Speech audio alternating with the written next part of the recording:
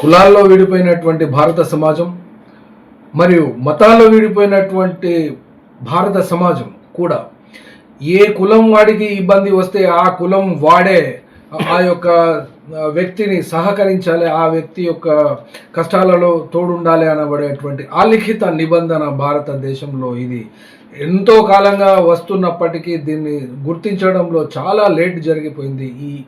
ఈ విషయంలో మతాల విషయంలో ఏ మతస్థుడికైనా రాజ్యం వలన ప్రభువుల వలన ఇబ్బందులు వస్తే ఆ మతం వాళ్ళే పరిష్కరించుకోవాలనేటువంటి దుర్మార్గమైనటువంటి ఆలోచనలలో ఈ భారతదేశంలో ఏ ఒక్కరు కూడా ఎగ్జంప్షన్ కాదు అని చెప్పడానికి ఖచ్చితంగానే ఇక్కడ ఆధారాలు కూడా ఉన్నవి.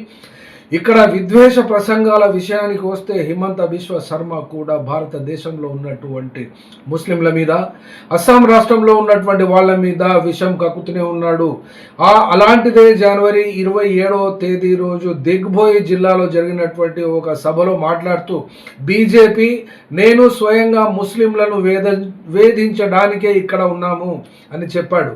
అట్లాగే మియా అంటే అక్కడ ముస్లిమ్స్ అనే భాష, మియాల జీవితాన్ని కష్టతరము చేయడానికి సహాయ నిరాకరణ చేయాలని పిలుపునిచ్చాడు.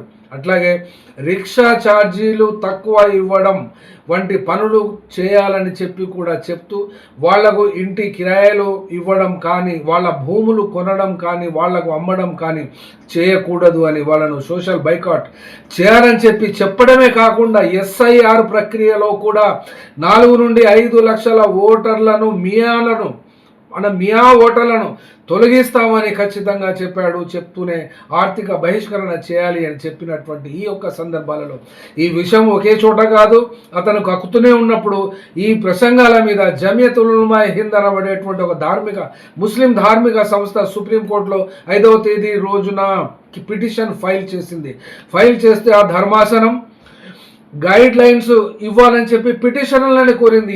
ఏ రకమైన గైడ్ లైన్స్ కావాలి అంటే రాజ్యాంగబద్ధమైన పదవుల్లో ఉన్న వ్యక్తులు నిర్దిష్ట వర్గాలను లక్ష్యంగా చేసుకోకుండా గైడ్ లైన్స్ తామే తయారు చేయాలి అంటే మరి సుప్రీంకోర్టులో కూర్చున్న ప్రభువులు ఎవరి కోసం సుప్రీము అంటే మాకు అర్థమైనంత మేరకు ఈ గడిచిన 5-10 సంవత్సరాల నుండి వాళ్లకు టాస్క్ ఇచ్చిన తర్వాతనే సుప్రీంకోర్టు హైకోర్టులలో పదవులు ఇస్తున్నారు, జడ్జీలుగా పంపిస్తున్నారు.